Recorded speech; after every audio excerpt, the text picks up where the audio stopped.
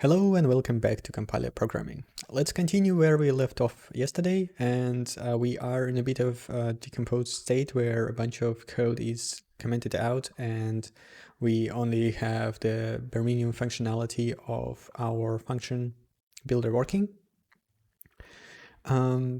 Just going away from the code and letting kind of sit in the back of my mind gave me a few interesting ideas that I could try out to improve this.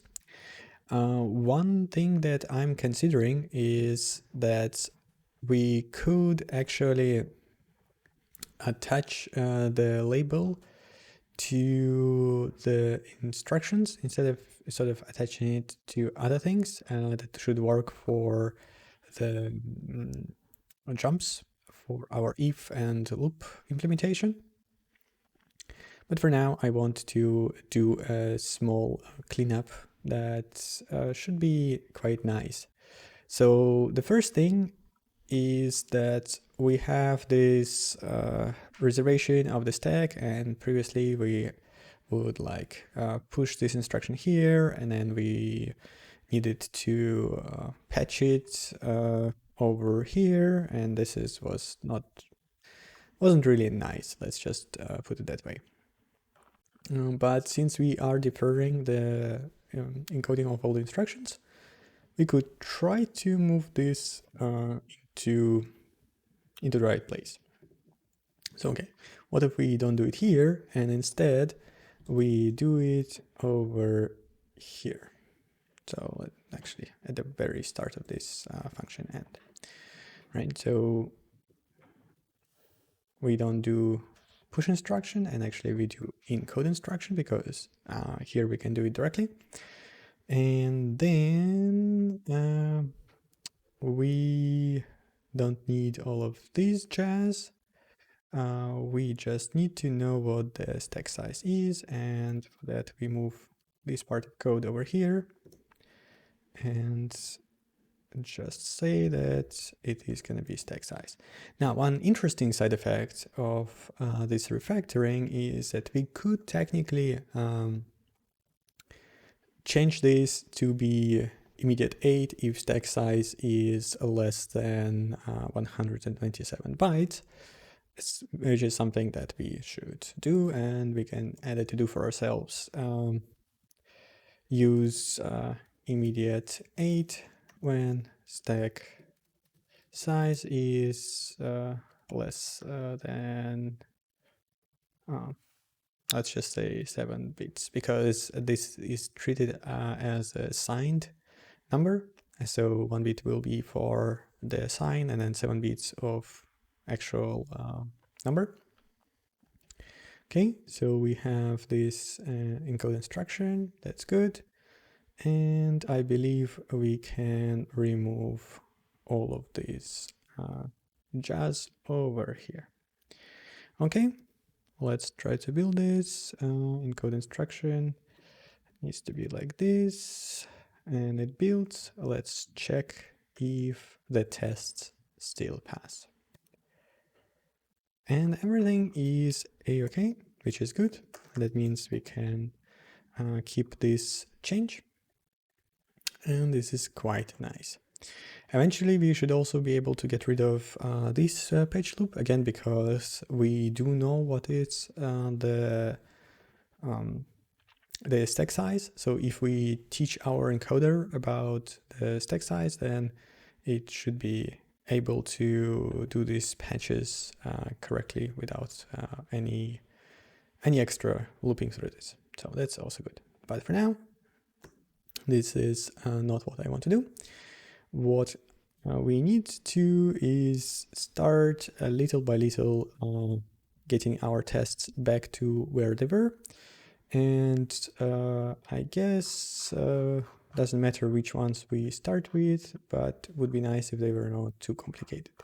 So this one is probably okay, although it has a lot of ifs.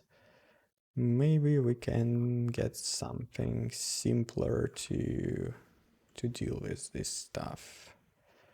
What is the smallest test we have? Okay, so this is the function that we started with when implementing ifs, and this is what we can start with right now. So obviously, if I try to build this, there is a bunch of stuff that is not working. We have our if builder that is not there. So we need to figure out what is going to happen, right? So to remind you, the way the if works is you have some kind of condition, and then you do a conditional jump based on the result of that condition to after the code that is inside the if. So if we have something like this, right? That means that we do this equality comparison, and if that comparison fails, then we jump to here. Otherwise, we continue with this code and return also does the jump actually to the end of the function. So let's see how that works. Okay.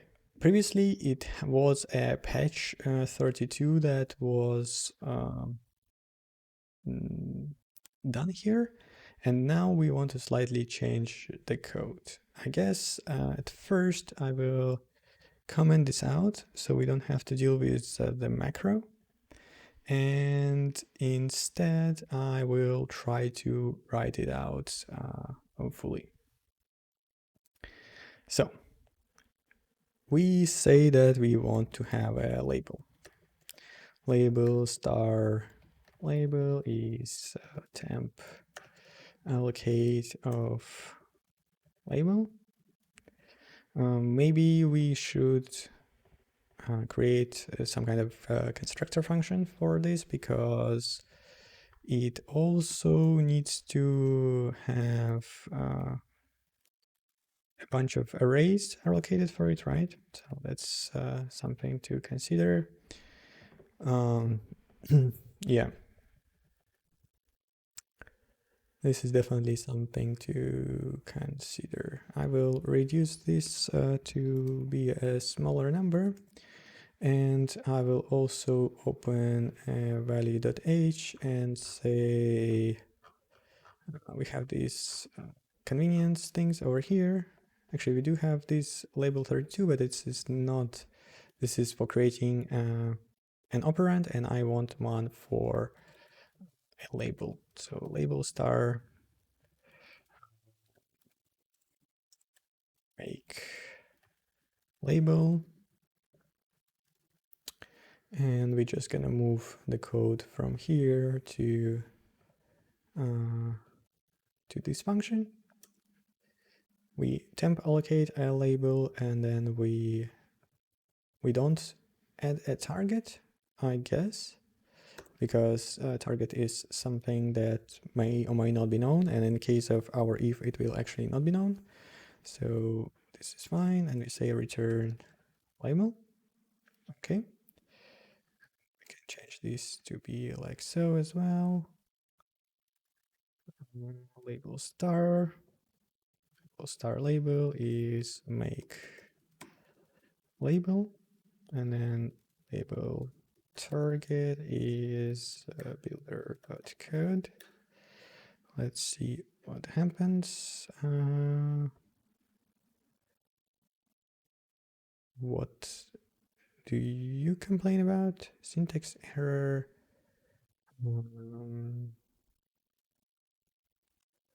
I think I can. No, that looks fine to me. So what's your problem? It might be temp allocate macro is acting out. So let's actually do it like this. Yeah.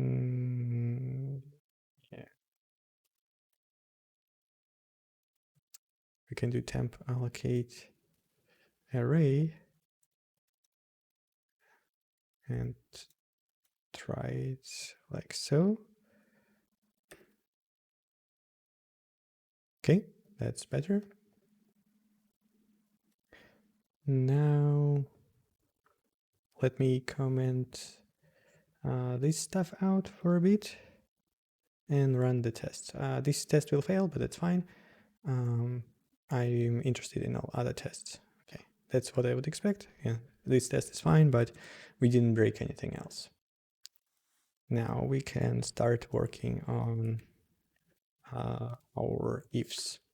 Okay, we make a label. We do not know what the target of it is, right? We just know kind of that we will need one. Now we do what? Let me bookmark this code and then search for our if. And then let's see again what was happening. So we call make if, and then okay, let's go to make if. What was make if doing? Okay, it was doing push instruction and then make a JC. So let's just take this stuff out and put it inside the test for now.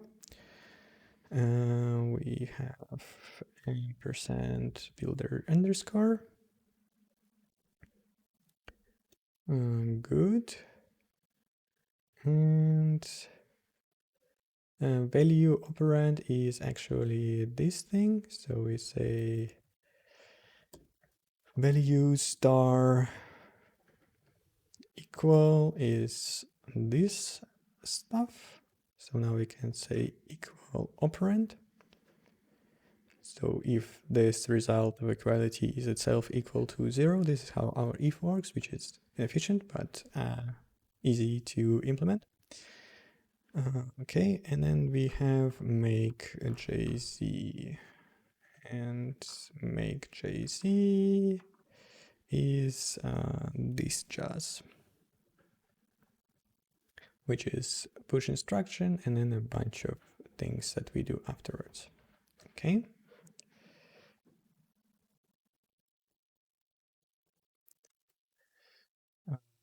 Cool. So we say that we want to jump to a label, and here will be exactly that. So we now use our helper and say we want to jump to the label, but we still don't know what the label is, right? We need to somehow figure out how to tell our system to resolve this stuff. And the way we do that is, I think I want to allow to attach a label to this instruction stuff. So we will add another field to the instruction, which is optional field, which will be called maybe label or something like this. Where is our instruction? It's probably over here. No, it's now inside value. Yeah, so right now it has mnemonic and operands, but I also want to say label star maybe label. And when our encoder will see an instruction that has a label, it will realize, oh, okay, so other people probably are referring to me. So once I encode this instruction, I will write out the target of this. I will write target into the label, so the where this instruction points to, and I will also resolve all the pending things, all the pending references to this label to actual values. So this is my idea how we can tackle this. Okay, so we have label, we put here, and then if successful, then this. Now we can put return over here, and now we actually need to be able to somehow label this return, which will require whatever is. I mean, another way we could do it is to have a special type of instruction that is just label by itself, and that is encoded to nothing. And this way we can push it into the encoder, which honestly might be nicer. It will allow us to keep these high-level things without passing labels all around. Yeah, maybe I like that better. It's still fine if we do it this way. So I will just have the logic that if I do push instruction here, and I say that this is going to be 0, in the end actually I will even do it this way. Maybe label is label. So it has no instruction code, no operands. This is just saying, okay, here is the label. And instruction now is a bit of a not great term. Maybe we should turn it into a tagged union, but for now this is fine. So say we want to resolve this label to whatever is after this. And after this is another return. So let me maybe add some braces to better show what our if looks like, right? So we do compare. This is kind of here. If start, and it goes to here, right? So this is our if. Maybe I can add another level to showcase. And this is what we will eventually wrap into our macro. And this would be the body of the if. Okay, let's see if this builds. It does build, but it will not do the right thing at all right now because our encoder is completely not ready to deal with this. So at the very start of encode instruction, we need to do some stuff. We need to say if instruction maybe label, and we sort of expect this label to not have a target already. So we assert that let's pull it out. Label star label is this. Label target is doesn't exist, right? Okay, then now we know what label target should be, right? Label target should be, let's bring the buffer up because we will need this, is buffer memory plus buffer occupied. So this is where we want to jump to. And now we need to patch all of the stuff that is right now in the label. So for C32I is 0, I is less than a label. What was it called? So already forgot. Where is our label? Somewhere at the top. I guess Label? Or are you hiding from me? Yeah, it's here. It has target, locations, and location count. Okay, that's fine. Location count and plus I. Okay, good. Now we can say that S32 star patch location is label locations I. Right. Okay. And now we need to write out that patch.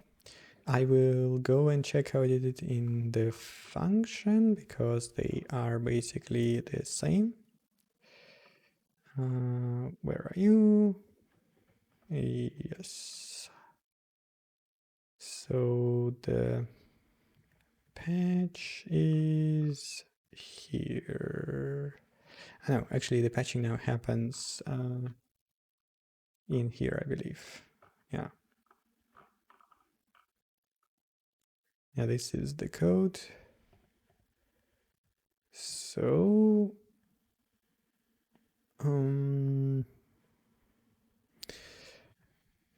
when we record an if, we also need to provide a label to it so that it is, I know this is already will be here, where it will push it to the next one, right? Yeah. So we don't have a label target, so it will add it to here, which will add a location to be patched. But we also need to account for the fact that where the instruction starts, right? Because we are encoding the difference between where we are right now and where we need to jump to, either back or like either backwards or forwards. That means that we might need to store actually two pieces of information here instead of just one. But let's see if we do need that. Let me try to figure this out. Okay, so we have page location, but yeah. Let me bring up Compiler Explorer so it's a bit easier to think about this stuff.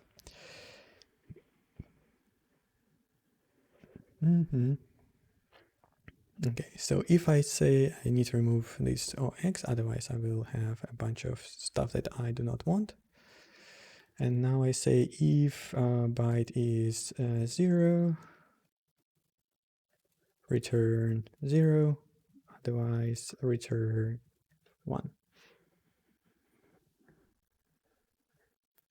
Yeah, that looks good. So we test that's important. We have jump not equal, which is the same as jump 0, I believe, and this one doesn't actually show us the addresses. Instead of it just keeps the labels in here, so it's not very useful for what I'm trying to do. Okay, fine, we'll figure it out. Let's just start with S32 div is this thing. Again, maybe we want to unify that logic to be somewhere, but for now I'll just copy paste it because actually it's not exactly the same here as it is down there, because from is this now label target, right? Or from rather is our patch location, but yeah. So we will need to change this stuff and say that label type def struct label location, I guess. So there are two ways we can do this. Previously, what we were doing is in this location, we were storing the kind of the start of the instruction, and then we would try and figure out where the patch would go. But it's more robust if we actually just store both the start of the instruction and the actual position where we need to patch. Yeah, so let's just put this over here. And we say that S32 offset. And then we also have U8 star instruction, or kind of target, I guess, or from, we call it. Yeah. And this one is, I think it's called displacement in some places. In other case, it's called a relative offset.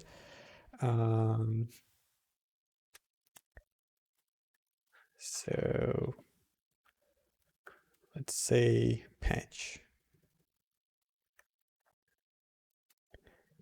target. Yeah. From offset and patch target. Okay, I'm pretty happy with these names. And now we just need to change this to be like so. So it is label location star. That will create a few errors, but it's nothing we cannot handle. So we now say label location, label location, label location, and from is going to be label location patch or patch there from offset. Yeah, so this is like this. Maybe we don't need a separate variable. And here we say label target. So this sounds good to me. So this is our diff. And then the place where we write out the diff is we say star label location patch target is diff. Okay, let's see how it goes. Yeah, we have a problem naturally here because we were putting a different thing in there. But right now we can change this. So this now needs to be a label location, and it accepts patch target, and this is something that we need to now change. So let's call it instruction start offset. And the other one is actually no. Page target is this stuff. It's this thing. So this goes in here, and this is from offset is this. Yeah. Like so. It doesn't know what the instruction start offset is, which is fine. We can teach it. And since we will need it in other places as well, we just say that U8 star instruction offset is this stuff, right? So this is where we are right now in the encoding, and we can use this here. Okay, these builds, I want to look at the assembly right away. So we say dev env mess, and let's see what is going on inside of that test. It was this one, so it's in the function spec. In here, sounds good, and I want to look at this instruction. First of all, let's see if it crashes at all or not. But okay, this is a different one. Assertion failed. Yeah, here diff actually is not necessarily more than 0. That's an incorrect assertion, because with this jump you actually sort of looking ahead of time.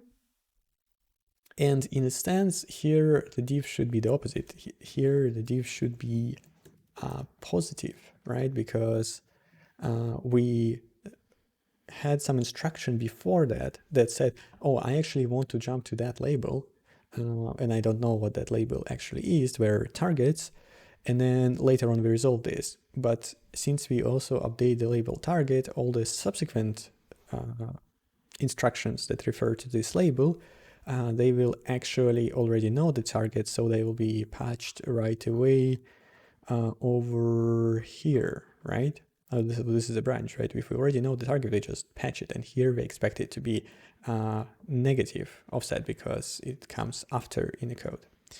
So let's check if this stuff works, right? If we keep it at more than 0. Let's try this. Okay, unhandle exception. Fatal program exit requested. That does not sound good at all. So I maybe did not rebuild. Let's start again. Did not find an acceptable encoding. Yes, that is fine, because here we just say return, right? If we come out to this instruction that it's just a label, then we say, okay, it's not actually an instruction. You should not try to encode this. Your job is just to update all the label stuff. Let's start again. Okay, we managed to get to our code, which is good. Now we can try to see what is going on inside, and if it is at all something that we expect. So till here it's all fine. Like, this code is not what we were doing anyway. Instead, we have this compare, and then we have jump equals, and jump equals is going towards for E, which is not correct. It should actually go to for 8. So some calculation is busted. Let's look again at what we are doing. So when we are talking about jump, we are, yes. So this actually shouldn't be instruction start of set. This is incorrect. It should be the end of the instruction, but here it is fine, but it's not fine in the other place where we use this.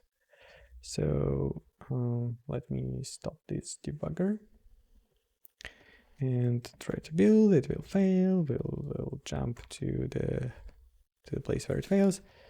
Yes, so here actually we first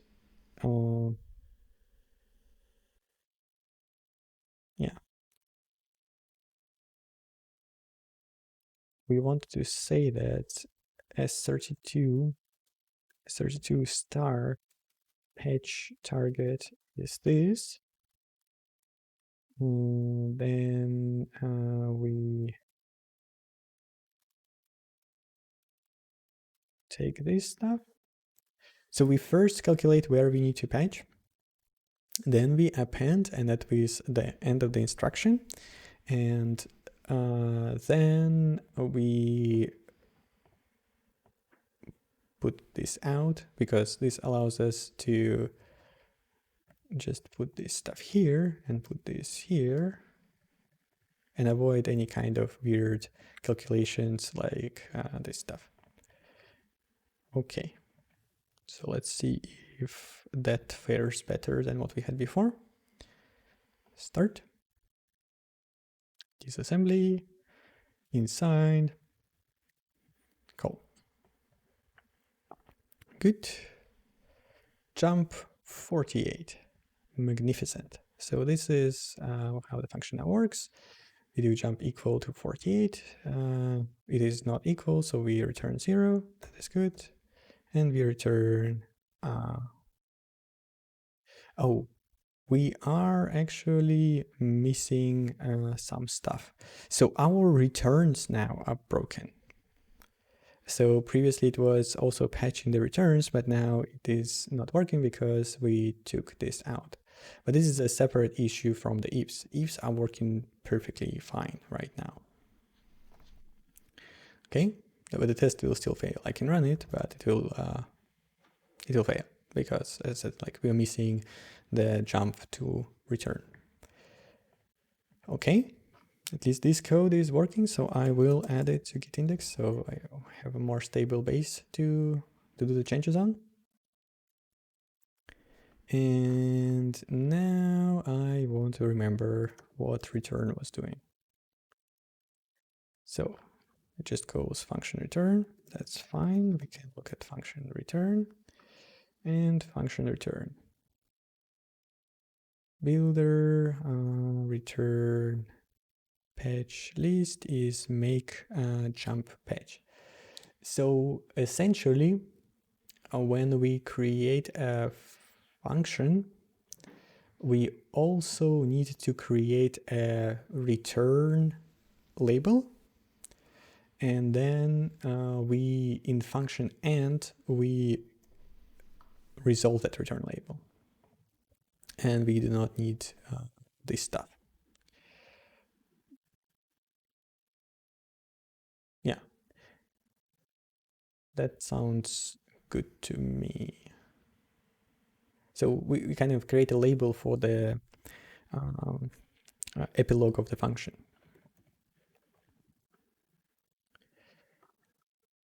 Good. So this is return patch list. Yeah, that's not gonna be a thing. Instead, we will take this stuff and say that maybe label is builder, and then we will use encode instruction.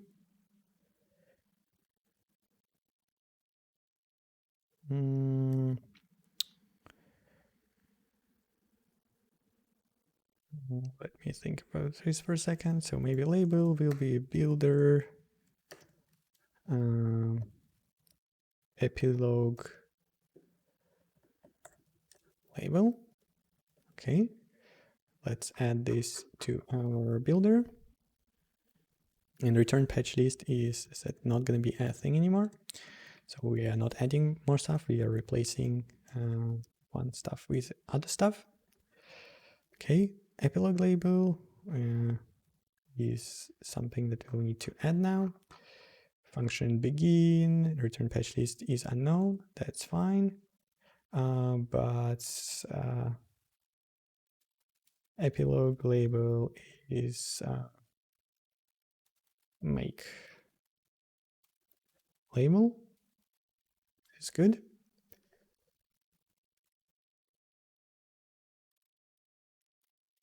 But I think our function return still doesn't do the right thing. Right? So what does it say? it moved it, and previously it was heading patch, and now we need to say make jump, or let's just directly check what make jump actually does. Make jump.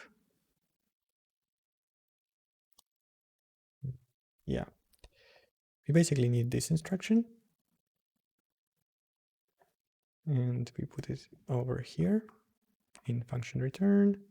We do push instruction, jump, and very much nicer, we say label 32 of builder epilogue label.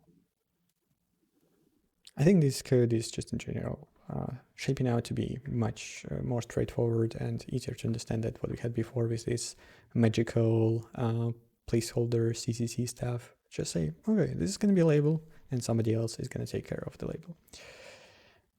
Good. Let's see again what we have. Okay, so now we have a div that is 0.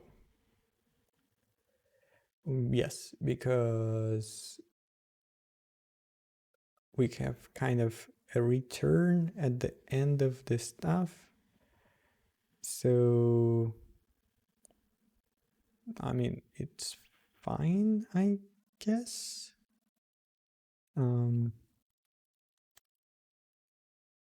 Yeah, I think we should allow it. It's our unoptimized situation is biting us, but it's technically it's perfectly valid to jump 0, I believe. Let's see. Let's see the disassembly. Go in here, and look at what is going on. Yeah, so now you can see we have these jumps. So if we go through this function, we have this jump equal to 4D. It will not go to 4D, instead it will continue here with 0, but then it will jump to 58, and 58 is our epilogue. So we go here, we now jump to epilogue, and we successfully return stuff. So we can click continue, and I now expect the tests to pass. And indeed they are, because we have exit code 0, we can run them here and marvel that they are all passing. Let's put this to git index, and we are ready to start the big cleanup and do this stuff as a macro and kind of restore our if macro. Cool. So we have this make if no longer returns page 32, instead it returns a label star. We can take this stuff from here and we do it this way.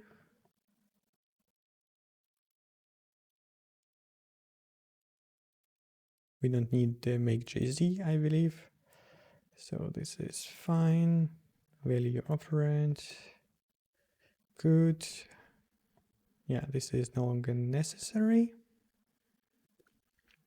It's no longer necessary, and we just say return label. We need to change the builder stuff. Good, but we still don't have the if correctly, so define if. What will if do? So we have a label star label underscore. Then we have a dummy, that's fine. And then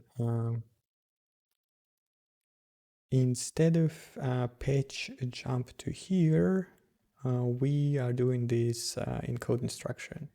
So we are doing this push instruction. So this is what should go into here. Say maybe label is label. Again, builder Should go into here. Let's see. Obviously, we are not using it yet, so let's comment this out and try to restore our original test. If I will inline this later to use the debugging for now. And we say return. Okay, at least that builds. Let's see if it actually does what we wanted to do. Okay, everything still works. So let's inline this stuff back where it belongs. Clean up this stuff, rebuild again, and test stuff. Great.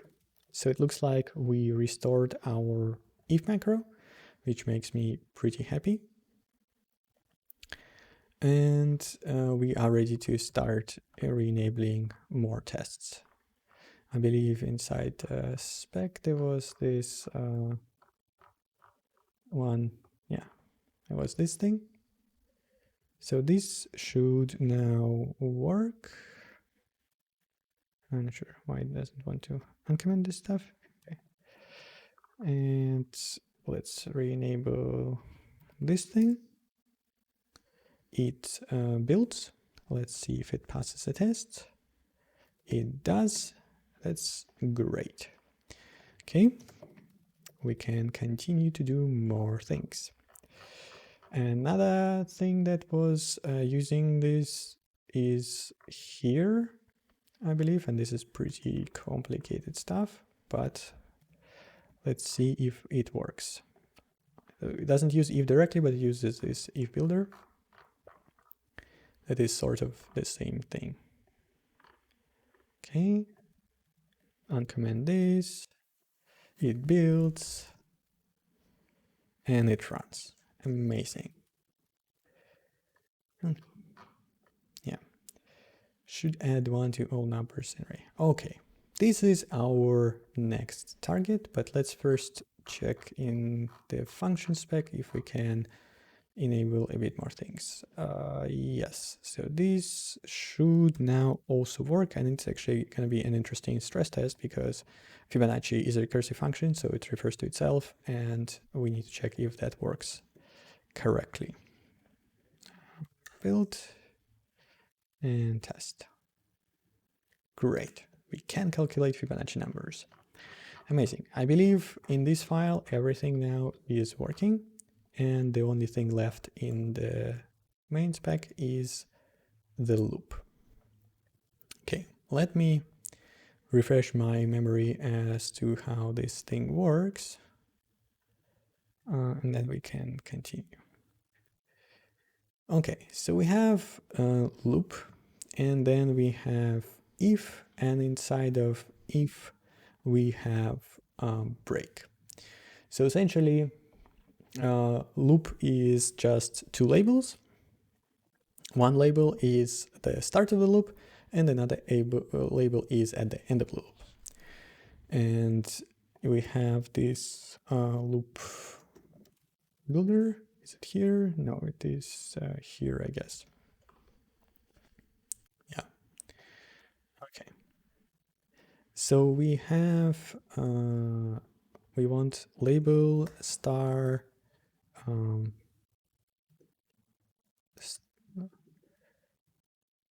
label start and label end. I think this is pretty neat. And when we make loop end, we do what? So previously we would have jump to start. Yeah, so at the end of the loop, we add a jump to the top. And if we didn't call break, this is what we will do, right? We will just go back up. But if we do have a break, we want to jump to the bottom, and this is the other one. So when I guess we will need another function that is going to be loop start or something like this. Let me look again at the loop builder here. So yeah, I don't want to do it inline anymore.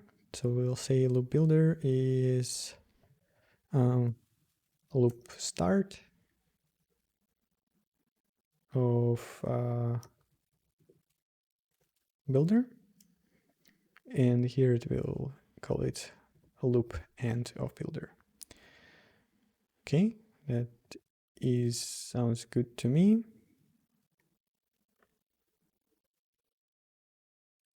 So we have loop start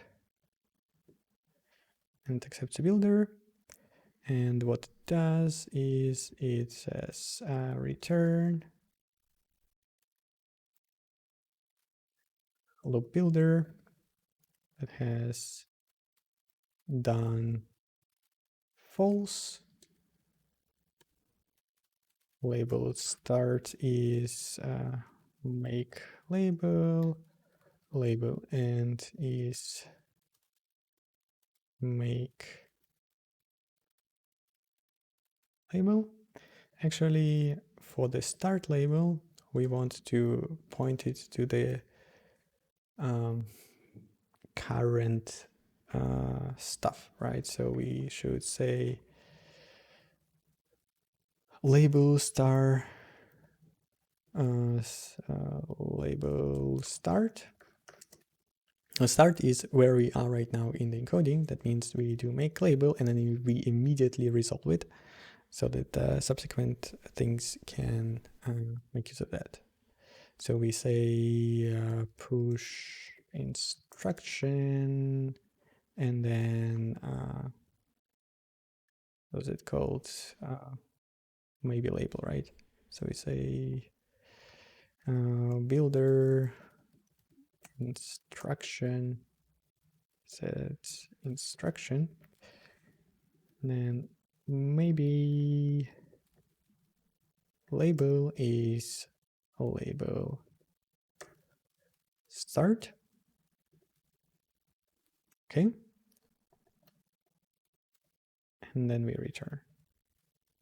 That's what we do at the start of the loop, and what we do at the end of the loop is we just say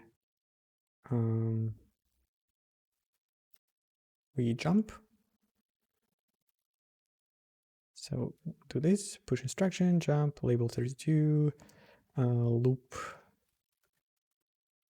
label start. This even kind of reads nicely as well. I think even better than this.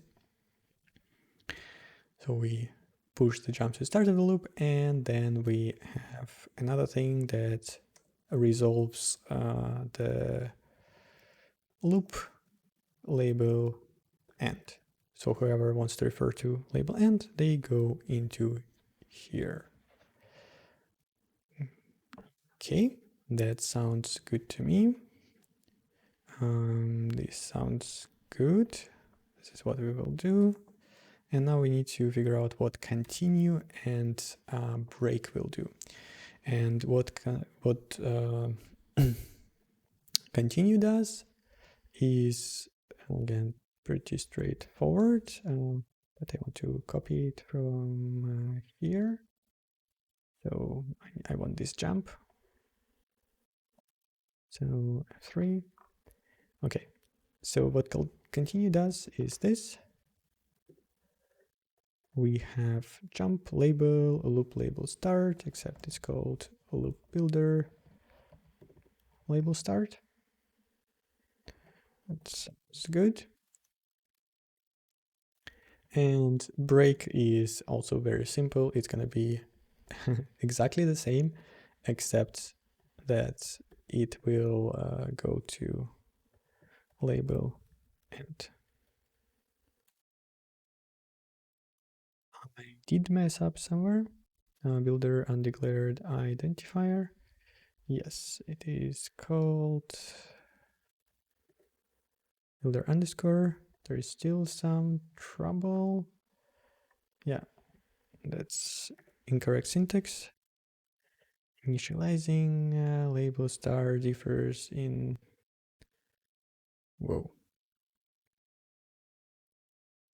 This is, yeah. Okay. Good. So all of our macro are building and they are doing something, but we don't know if they are doing the right thing. So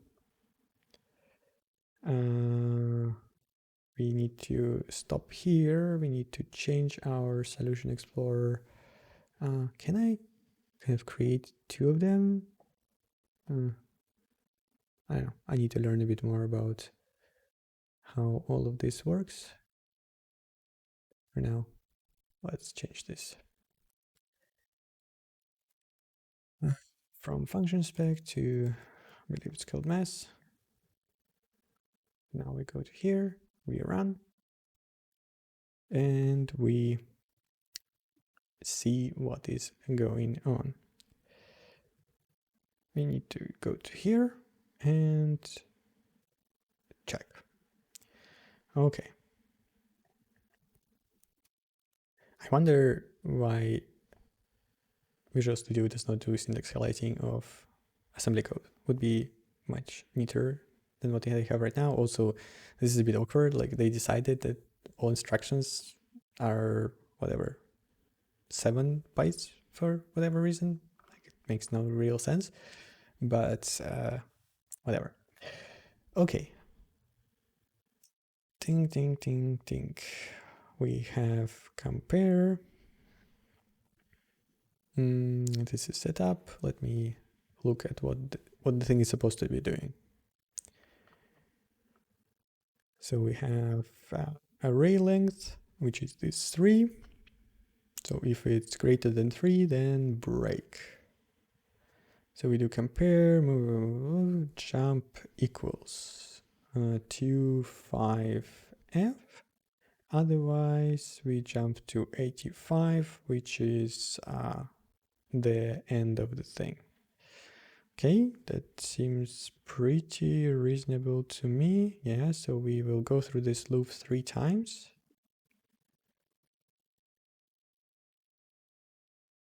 And then on this one, we should go and jump to the end, which we did not. No, now we did. Okay, good. Yeah, because we are doing check at the start of the loop, so that's why we went the first time. So I think this actually works, and it looks like it does. So let's recheck. Everything is a-okay. We have restored our tests. I think this new setup with label is much better than what we had before. Let me see if I still have some commented out code somewhere so that I can get rid of it, because it's not nice to leave this in. Okay, all these files are clean, but I believe we have a bunch of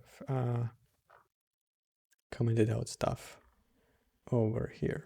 None of that is necessary. We also have this patch 32, I believe, which is not something we want anymore. Like this does not exist. Jump patch list does not exist. I think. Yeah, we still will need to get rid of stack patch, but this is a separate topic altogether, which I will not tackle today.